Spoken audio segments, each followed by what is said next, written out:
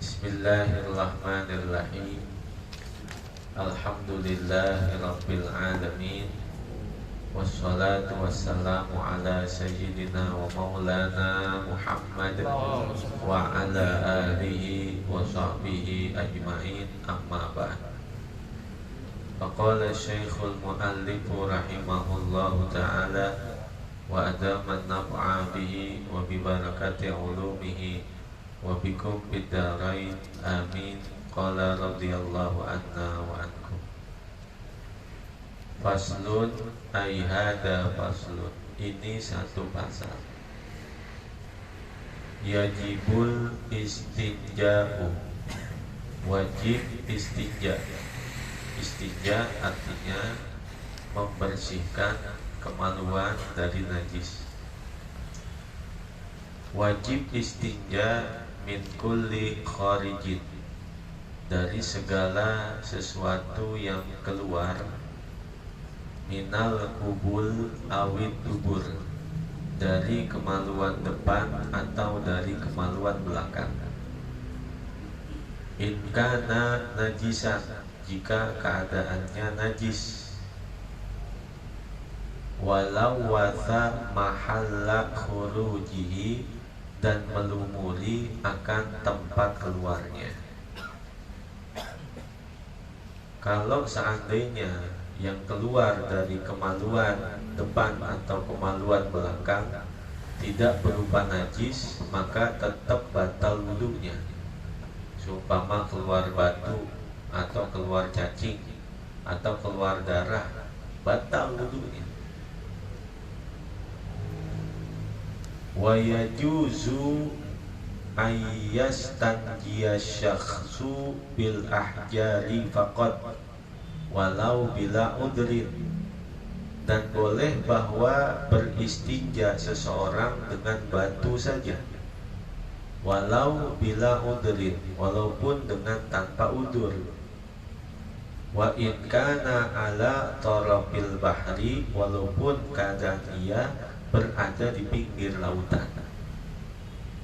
Orang berada di pinggir lautan, tapi dia istinja mau pakai batu, boleh. Air kan banyak banget itu, air lautan, tapi dia ceboknya mau pakai batu, nggak apa-apa, walau nggak ada udur.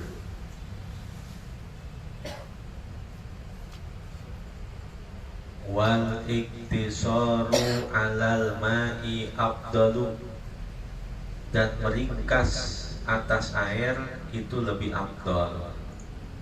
Minal iktisari alal hajari, dari meringkas atas batu. Artinya meringkas ketika dia memilih untuk istinja dengan air itu lebih afdal dari ketika dia memilih istinja dengan batu.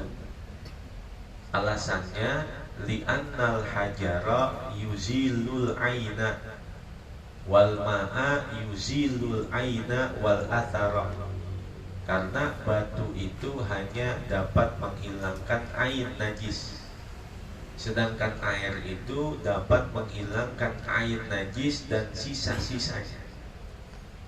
Jadi kalau ain najis, barang yang masih kelihatan, yang masih berasa, yang kalau dipegang ada rasa-rasanya, itu namanya ainun najasah. Maka ainun najasah dapat hilang dengan batu. Sedangkan air itu bukan hanya menghilangkan ainun najasah, tapi bekas-bekasnya juga bersih.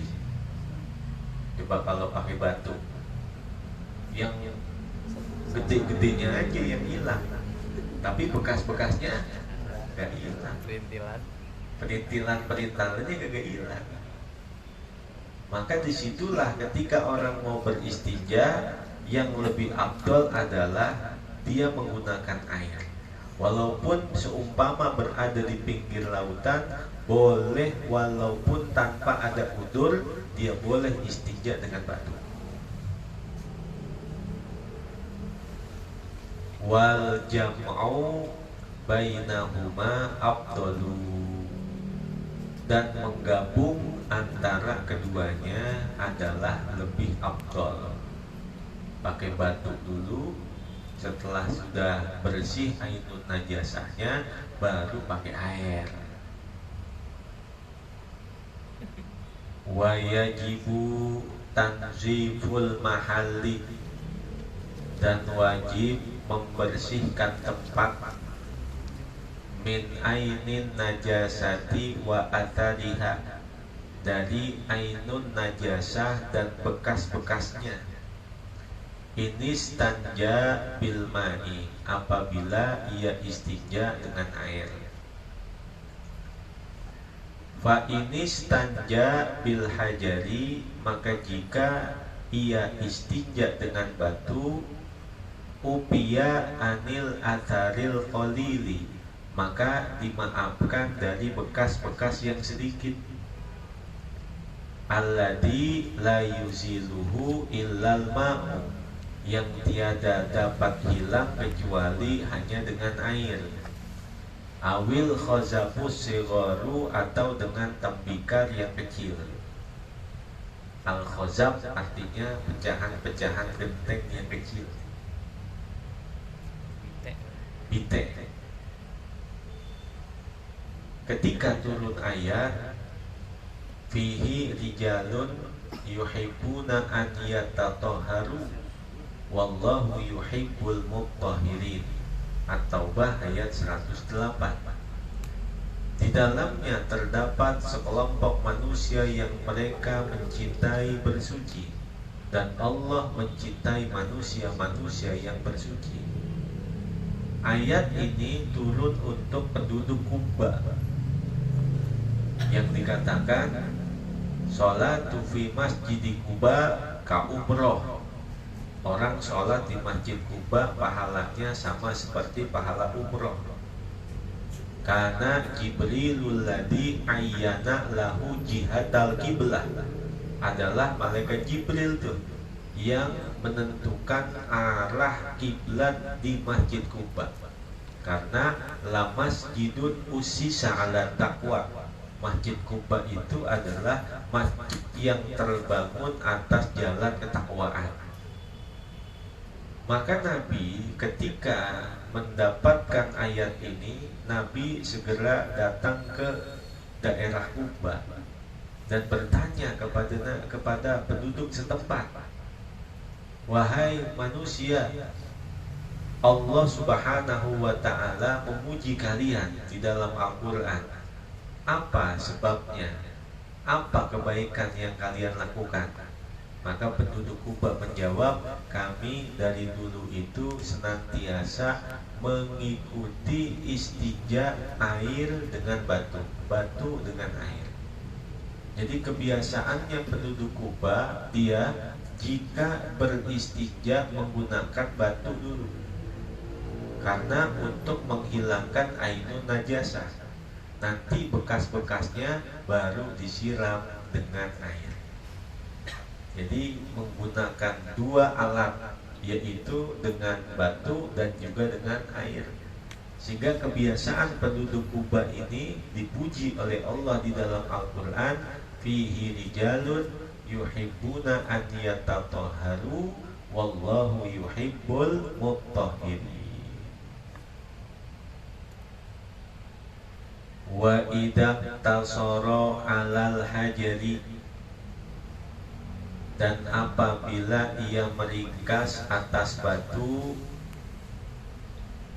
wajaba salatu masahatin, maka wajib 3 kali usapan. Wa inna zofal mahalla aqallu minha, sekalipun ia telah membersihkan tempat najis itu lebih kurang darinya. Seumpama diusap dengan 2 kali usapan udah bersih, maka tetap sunnahnya 3 kali usapan. Wajibnya adalah 3 kali usapan.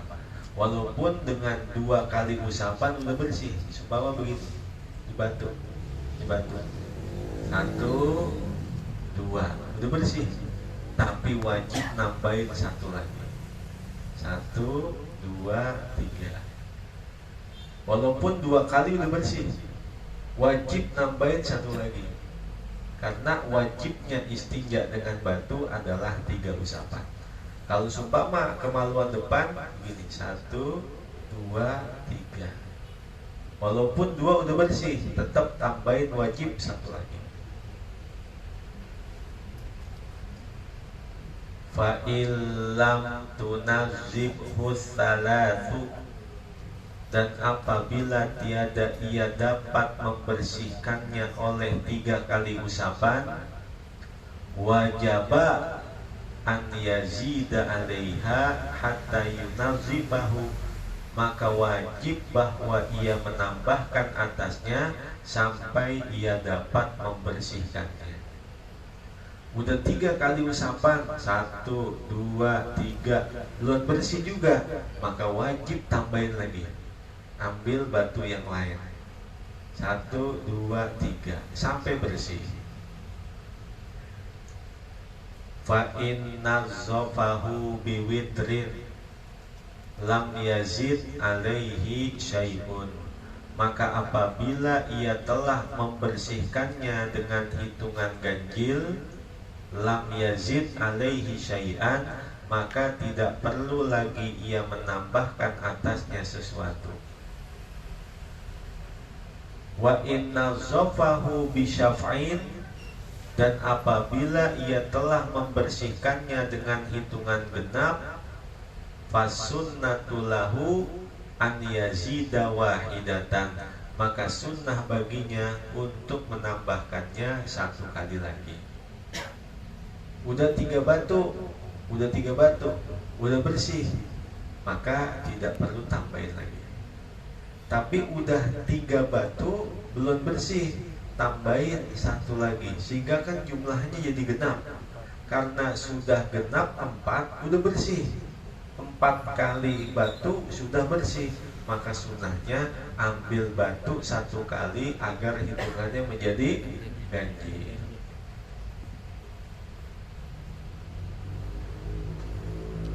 Wa yaqumu maqamal hajari fil istinja'i, dan menempati kedudukan batu dalam istinja, kullu jamidin, segala benda yang padat, tohirin, yang suci, khoshinin, yang kasar, yaqla'u ainan najasati, yang dapat mengangkat ainun najasah, kakhir kotin, seperti kain. Ainun najasah adalah najis yang masih bisa terasa oleh pegangan tangan, najis yang masih bisa kelihatan oleh pandangan mata, itu namanya ainun najasah. Kalau kita sehabis buang air besar, lalu kita pegang dengan tangan kiri, masih ada rasa-rasanya, nah itu namanya ainun najasah. Maka tangan kita ini terlalu mulia jika langsung bersentuhan dengan najis, sehingga orang-orang Kuba dipuji oleh Allah di dalam Al-Quran karena tangannya tidak mau disentuhkan ke najis. Dengan cara apa? Dia bersihin dulu ainun najasahnya dengan batu. Dibersihin dulu ainun najasahnya dengan batu. Setelah sudah tinggal bekas-bekasnya, asar-asarnya, baru dibersihin dengan air. Maka menempati kedudukan batu dalam istinja adalah segala benda yang padat, yang suci, yang kasar, yang dapat mengangkat ainun najasah, seumpama kain atau seumpama tisu basah, segala macam, apa daun-daun yang kering, dia hilangkan dulu ainun najasahnya dengan semua itu. Antar jika ainun najasahnya sudah hilang, baru dibersihkan dengan air. Bilasan terakhirnya adalah air.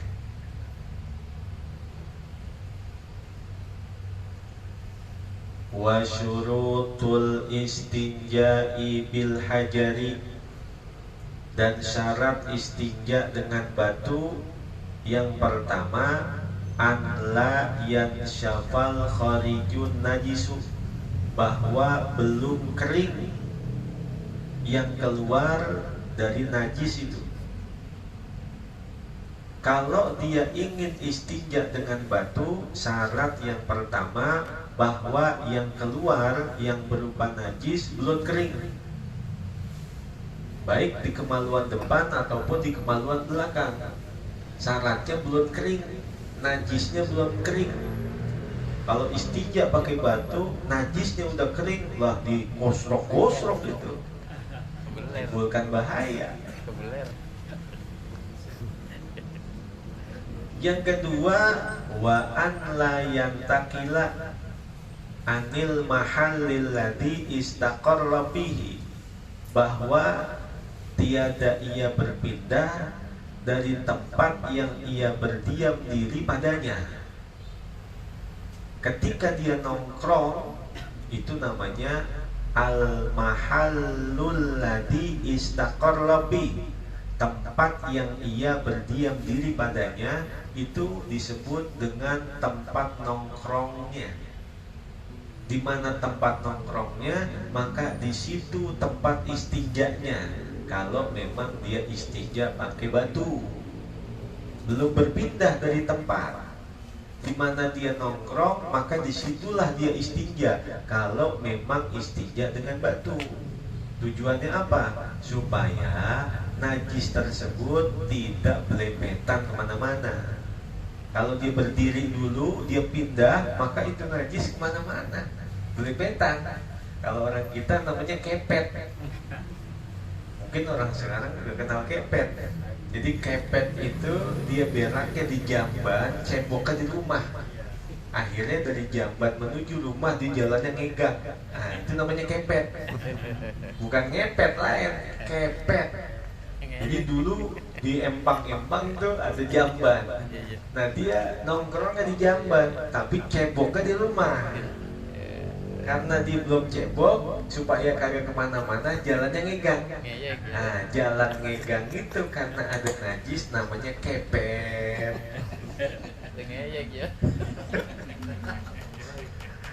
Ya Allah, orang sekarang gak kenal kepet.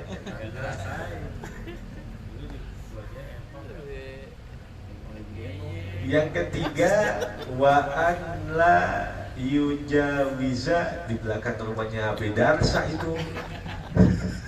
Kocit.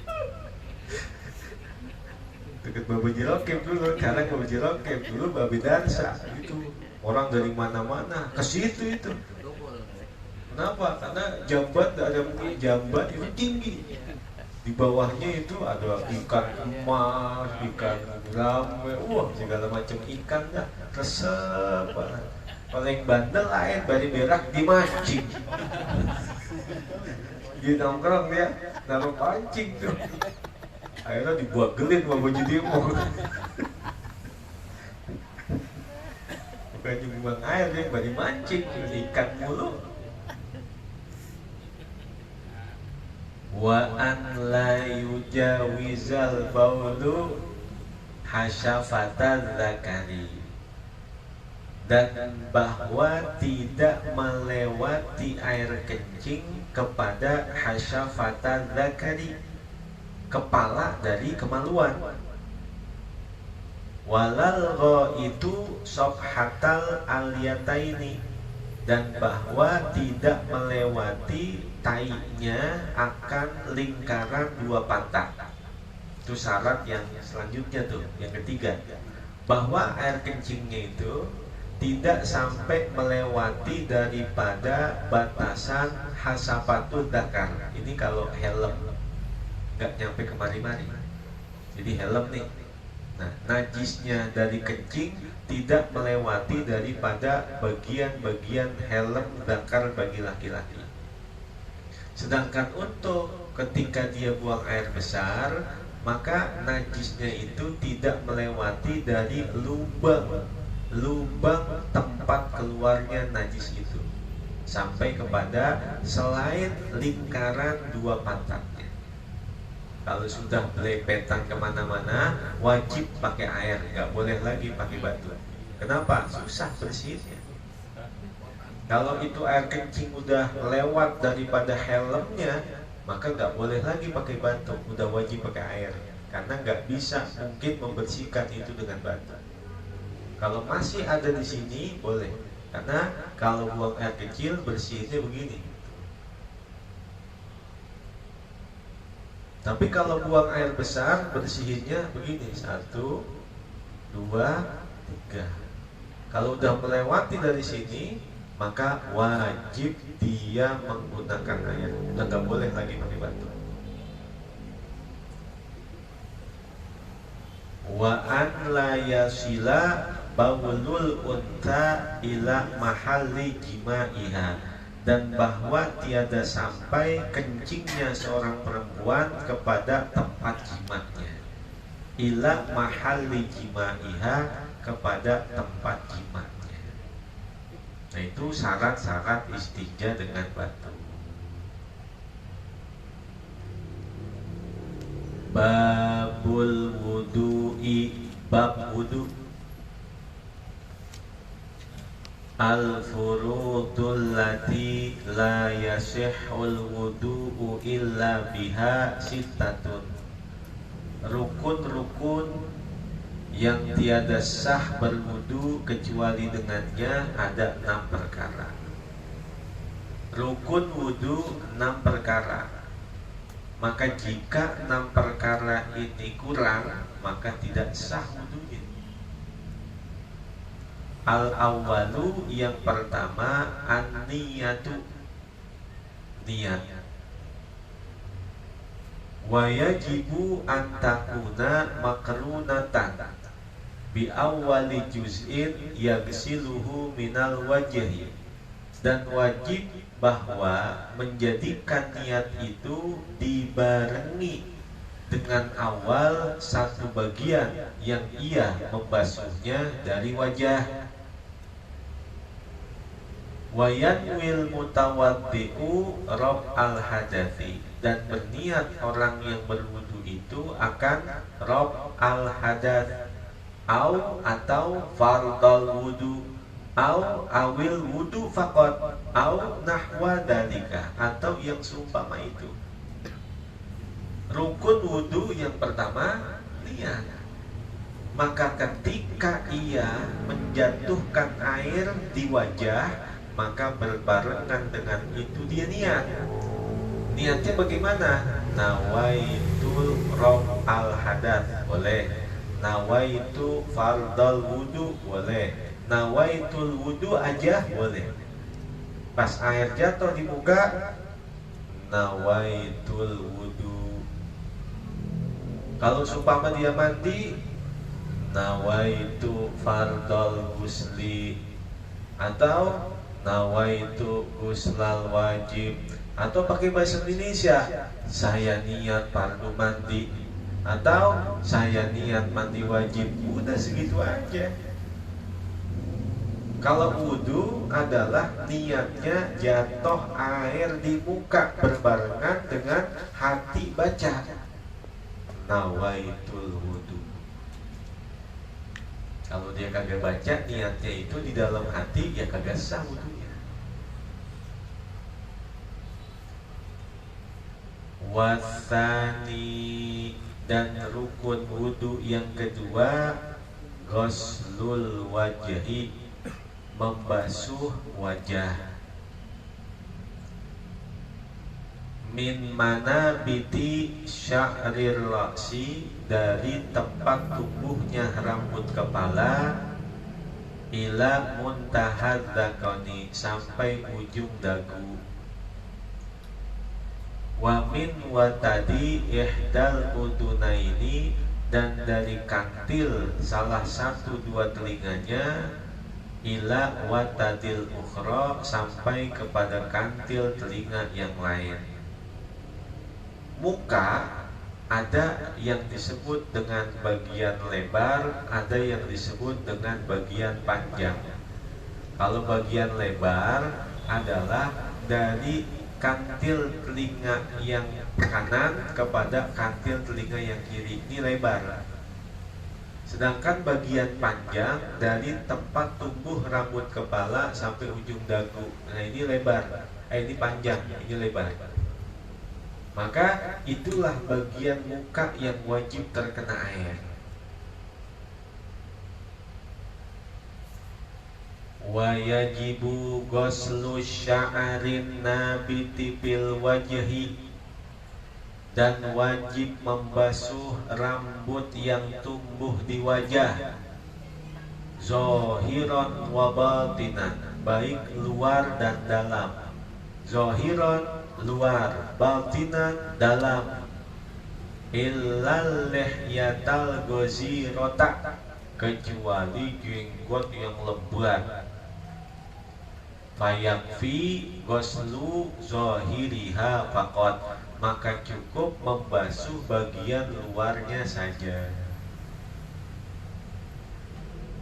Wasunnatu takhlilu batiniha, dan sunnah menyelat-nyelati bagian dalamnya. Udah selesai dia berwudu, udah selesai membasuh muka, kalau jenggotnya panjang, sunnahnya begini. Kalau memang jenggotnya terlalu panjang sampai sedadak begitu kan,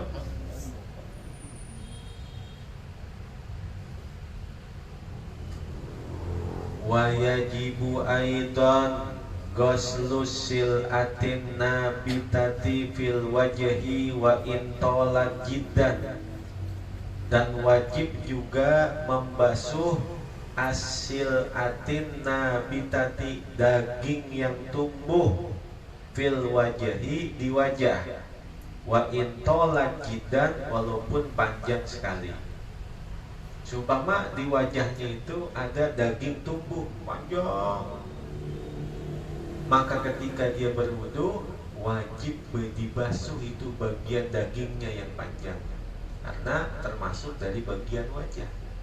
Kan ada orang yang sampai panjang tuh utilnya, melewati daripada batasan dagunya. Ketika dia berwudu maka wajib membasuhnya. Wasalitsu ghuslul yadaini ma'al mirfaqaini, dan yang ketiga membasuh dua tangan sampai dua sikut. Wa yajibu ghuslu sya'arin nabiti alaihima, dan wajib membasuh rambut yang tumbuh atas keduanya, zahiran wa batinan, bagian luarnya dan bagian dalamnya. Wa in kathura wa tola, walaupun banyak dan panjang. Wa ghuslu sil'atihima wa in tola, dan membasuh daging yang tumbuh di keduanya sekalipun panjang. Kalau di tangan, kalau bagian antara ujung jari sampai sikut ada seumpama util atau daging lebih, atau seumpama rambut-rambut, maka wajib basuh bagian dalamnya dan bagian luarnya, walaupun banyak dan lebat, walaupun dagingnya itu sampai panjang, kalau memang tumbuhnya di bagian antara sikut dan ujungnya.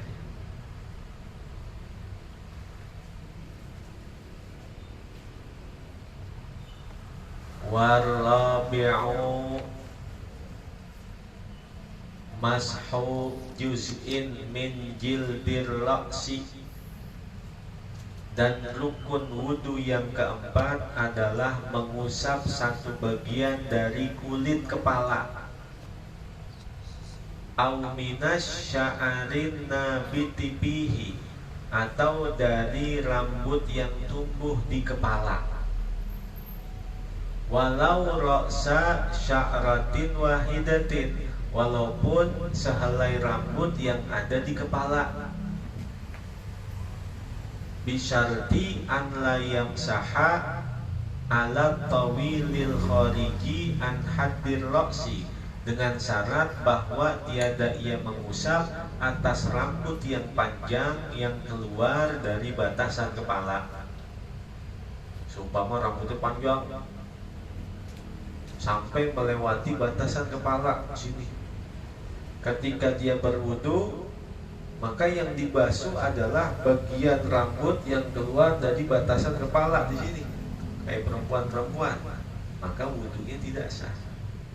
Walaupun hanya satu helai rambut, syaratnya rambut yang ada di kepala. Boleh di sini, boleh di sini, boleh di sini, boleh di sini. Selama rambut yang ada di batasan kepala. Kalau rambut yang udah melewati batasan kepala, maka wudunya tidak sah. Wal khamisu ghuslur rijlaini ma'al ka'baini, dan rukun wudu yang kelima adalah membasuh dua kaki sampai dua mata kaki.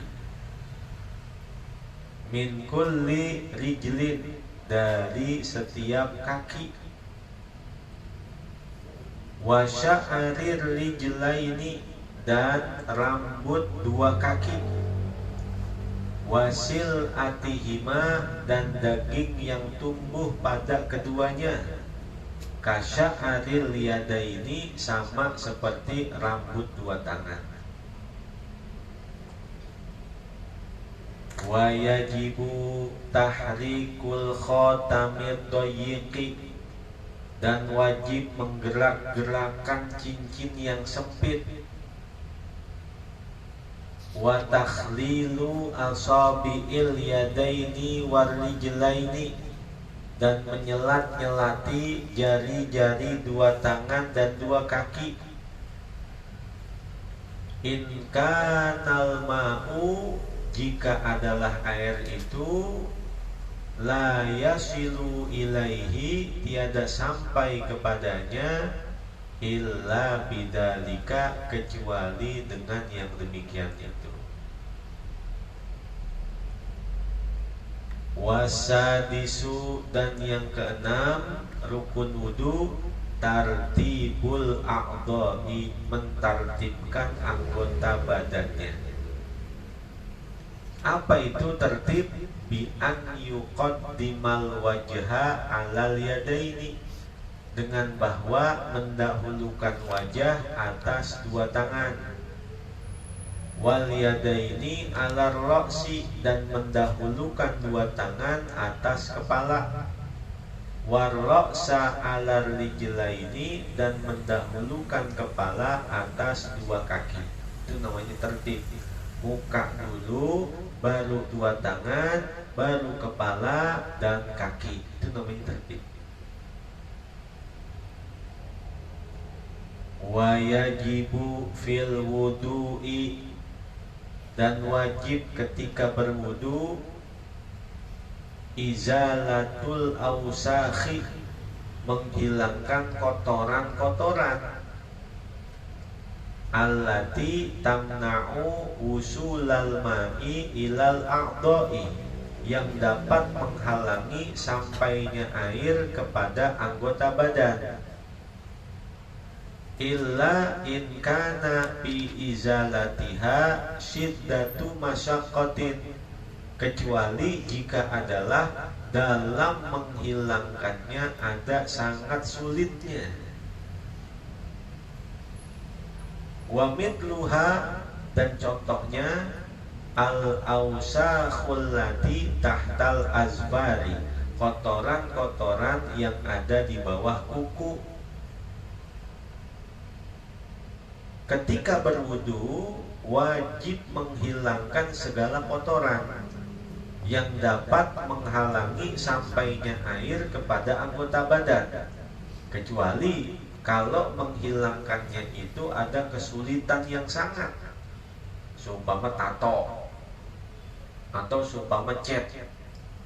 Itu menghilangkannya seumpama ada masyakoh yang terlalu keras, ada kesulitan yang terlalu keras, maka dimaafin. Karena seumpama ada orang bertato, menghilangkannya itu biayanya mahal, maka dia nggak punya cukup uang untuk menghilangkan tatonya itu. Sedangkan tato dapat menghalangi air wudhu jatuh ke tempatnya, maka hukumnya secara awal dia tidak sah. Namun ketika dia sudah bertaubat dengan taubatan nasuha, maka dimaafkan. Makanya jangan sampai bikin tato,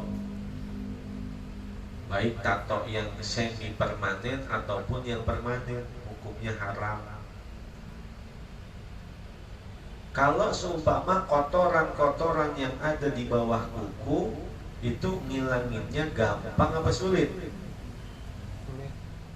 Kotoran yang ada di bawah kuku kadang sulit. Kalau emang sulit, kukunya digunting. Kalau memang benar-benar untuk menghilangkannya ada masyaqqah, maka yang sulit-sulit itu dimaafkan. Kalau masih bisa dibersihkan, wajib dibersihkan. Karena kotoran di bawah kuku ini dapat menghalangi air wudhu jatuh ke kulit. Kaki pecah-pecah itu saja. Iya, Kaki pecah-pecah. yang kaki yang pada pecah itu kotorannya pada masuk ke dalam. Kalau memang nanti menghilangkannya justru malah berdarah, nah itu dimaafkan. Kalau disikat malah jadi berdarah, itu dimaafkan. Wala yakfi, dan tidak cukup mashul a'dha'il magsulati, mengusap bagian-bagian anggota badan yang dibasuh. Gak cukup hanya diusap, bala buddha, bahkan mesti min sayalanil ma'i alaiha, dari mengalirkan air atasnya. Ketika wudhu gak cukup hanya ini air ambil diusap, ini gak cukup. Tapi benar-benar airnya itu mengalir di anggota badannya, ngalir, bukan hanya diusap. Tapi benar-benar airnya itu mengalir. Wa idza taraka lum'atan shaghiratan min udwin walau syahwan, seandainya dia meninggalkan lum'ah shaghirah, satu lubang yang kecil, min udwin, dari anggota badannya, walau syahwan, walaupun lupa, lam yasihal wudu'u, maka tidak sah wudunya. Hatta yagsilaha, sampai ia membasuhnya, wa yu'ida ghuslal a'dha'il lati ba'daha, dan dia mengulang membasuh anggota badan yang ada setelahnya. Kalau seumpama di bagian tangan masih ada satu lubang titik yang masih belum terbasuh, maka tidak sah wudunya. Namun ketika kita mau sholat, air yang ada di tangan kita masih basah, maka boleh langsung diusapkan seperti itu. Airnya jalanin gitu. Atau yang lebih afdol, kalau memang masih ada anggota bagian wajib yang tidak terkena air, maka yang paling afdol adalah dia mengulang kembali wudu. Itu 6 perkara yang menjadi rukun-rukun wudu. Yang pertama niat, yang kedua membasuh wajah, yang ketiga membasuh 2 tangan, yang keempat mengusap sebagian rambut di kepala, dan yang kelima membasuh 2 kaki sampai 2 mata kaki, yang keenam adalah tertib. Wa sunanul wudu'i katsiratun wallahu a'lam bishawab. Mudah-mudahan Allah berikan hidayah taufik kepada kita, ilmu yang bermanfaat di dunia wal akhirah. Kita doakan untuk orang tua kita keluarga kita, guru-guru kita yang telah berpulang ke rahmatullah. Mudah-mudahan Allah lapangkan dan luaskan kuburnya, Allah menjadikan kuburnya raudhah min riyadil jannah. Insyaallah kelak dimasukkan ke dalam surganya Allah Subhanahu wa taala. Kita doakan untuk keluarga besar Sahibul Bait yang telah berpulang ke rahmatullah. Mudah-mudahan Allah lapangkan dan luaskan kuburnya, Allah menjadikan kuburnya raudhah min riyadil jannah. Insyaallah kelak dimasukkan ke dalam surganya Allah Subhanahu wa taala. Dan kita doakan Abang PI beserta keluarganya selalu diberikan sehat wal afiat. Allah ganti apa yang telah dikeluarkan untuk majelis taklim Ajang bin Ma'ruf malam hari ini dengan balasan yang berlipat ganda, baik balasan dunia maupun balasan nanti di akhirat. Allah kabulkan hajat-hajatnya, Allah berikan kepadanya rizki yang halal, yang banyak, yang luas, yang berkah, agar mampu membina mendidik keluarga dengan sebaik-baiknya. Dan untuk kita semua, mudah-mudahan Allah jadikan rumah tangga kita rumah tangga yang sakinah, mawaddah, warahmah. Allah jadikan anak-anak kita menjadi orang-orang yang solehin dan solehat. Allah berikan kepada mereka ilmu yang bermanfaat. Allah jadikan mereka orang-orang yang berguna bagi masyarakatnya, bangsa dan agamanya. Ala hadhihi niyah wa ala kulli niyatin salihah wa ala ma nawaina wa ala ma nawa bi salafuna salih bisirri asraril Fatihah. Bismillahirrahmanirrahim.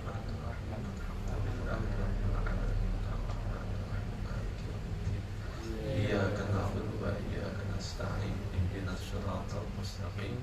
Siratal ladzina an'amta 'alaihim ghairil maghdubi 'alaihim waladdallin. Bismillahirrahmanirrahim. Alhamdulillahirabbil alamin. Allahumma shalli wa sallim wa barik ala sayyidina Muhammad wa ala ali sayyidina Muhammad. Allahumma ighfir lana dhunubana wa liwalidayna warhamhuma kama rabbayana shighara. Allahumma anfa'na bima 'allamtana wa 'allimna ma yanfa'una wa zidna ilman nafi'an. Ya Maulana ya Mujib ya hadiran la yaghib, tawassalna ilaika bil habib taqdi hajatina karim. Wa sallallahu ala sayyidina Muhammadin wa ala alihi wa sahbihi wa baraka wa sallam. Walhamdulillahi rabbil alamin. Wallahu a'lam. Kabul.